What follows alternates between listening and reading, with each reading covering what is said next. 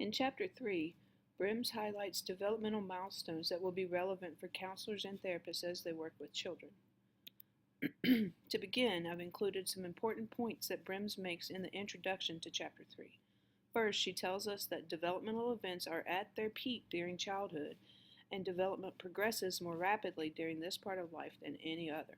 For this reason, it is important for you to know what the typical milestones are so that you can have a starting place for understanding the context of each client. Second, Brims reminds us that the adults in a child's life must have the flexibility to revise their view of and approach to the child with each new developmental task that has to be mastered to maintain a realistic and respectful relationship with the child. This speaks again to your ability to be open and curious, and it's a good reminder of how important respect for the child is. The definition of development, according to Brims, might seem to be a bit different from what you remember from your Comstock text. Remember that Comstock approached development from a relational cultural theory. Brims introduces development from a dialectic perspective. You might be saying, wait, dialectic? Don't I know that word from somewhere? The concept of a dialectic has philosophical roots. The way I think about it is that it is a process of presenting logical truths in the search for resolution. In the case of dialectical behavior therapy, this will combine a commitment to the conditions of acceptance and change with the dialectical process. Thesis plus antithesis equals synthesis.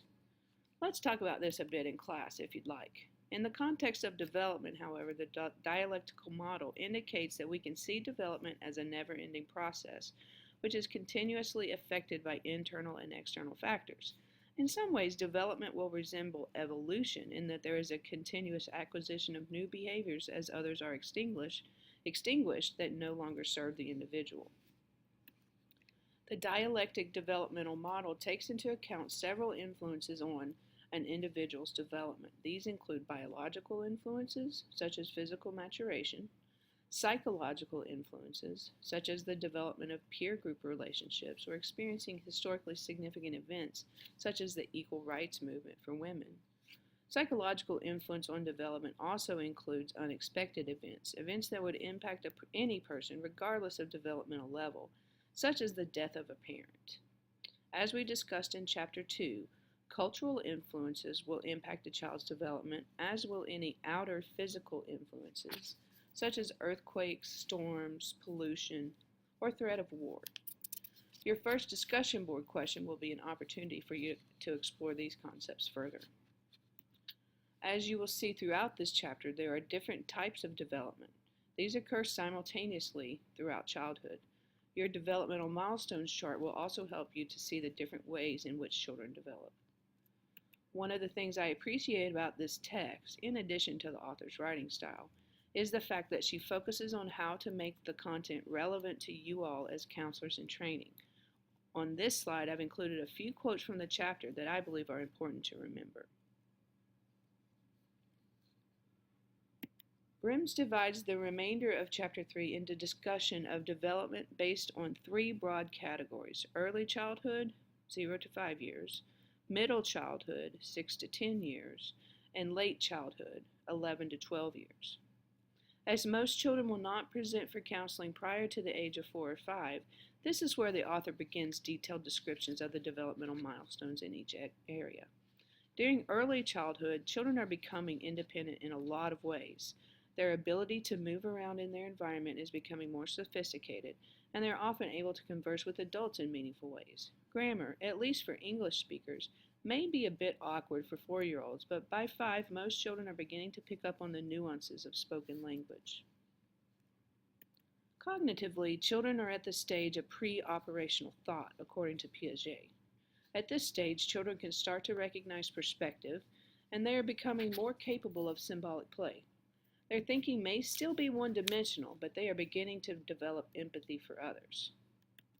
Emotionally, children are beginning to develop some awareness of their feelings and how their feelings are related to specific situations. For example, I am sad because Billy took my toy. Children have the vocabulary to communicate their feelings to others, but it's not a natural thing for them to talk about. It's still difficult for children to take perspective emotionally, and usually children can only experience one emotion at a time. During middle childhood, children develop relationships outside of the family, become stronger and more agile, and start to develop fine motor skills such as handwriting and drawing. Team sports are important as children can develop social skills as well as gross motor skills. Children start to develop special interests during middle childhood, and their language skills are being continuously refined. Physically, children are refining and mastering their skill sets. Children begin to understand language in a new way, and they typically enjoy riddles, puns, plays on words, and even word puzzles. They are becoming analytical thinkers and enjoy strategy games. Perhaps tic-tac-toe or checkers would be good icebreakers for children at this developmental stage. Emotionally, children are becoming more complex. Children by the age of 8 are usually able to experience more than one emotion at the same time, and by age 10, children are usually capable of recognizing the presence of incompatible emotions. These benchmarks will be important for you to keep in mind as you work with children at different developmental stages, and even as you work with children who are moving through different developmental stages. Additionally, as children move towards late childhood, they are usually aware of the ways that their environment, family, school, supports their emotional expression or not. As a result, children might begin to repress or deny certain emotions by this point in their development. Socially, children in middle childhood move from relying on adult-child relationships for support to peer relationships. Usually, children will prefer interactions with their own gender, and social status is becoming quite important. Children are attracted to the popular crowd, and these are usually children who are friendly and positively outgoing. Children's moral reasoning is becoming more complex. You might want to remind me to tell you the story of Heinz during class. And gender role socialization is incredibly important at this age. As children move from childhood into adolescence, social issues take a place of primary importance. Entering puberty has become somewhat arbitrary in recent years, especially in westernized cultures. So development during this time might be quite asynchronous. Children are moving into adult-like thinking. Their language skills refine significantly as reading comprehension becomes more complex, and their motor skills become more refined as they choose activities based on their interests, such as tennis versus football or clarinet versus bass drum. Probably one of the most important areas for us to consider is cognitive development. This will be one area in which you will need to assess each client in this age range individually and not make assumptions about their own capabilities based on what you read in a book or what your teacher told you. At this stage of development, most children are capable of pure thought, can reason deductively, like the scientific method, are capable of symbolic thought, like maybe pre-algebra, and are able to form hypotheses about their world. Children at this age may already have their own assumptions and biases, depending upon other factors in their environment. Children tend to remain in their same gender peer groups during late childhood. This is a time for them to develop their specialized interests and develop their own internal moral compass. As one example, I remember reading about Abraham Lincoln in the 6th grade.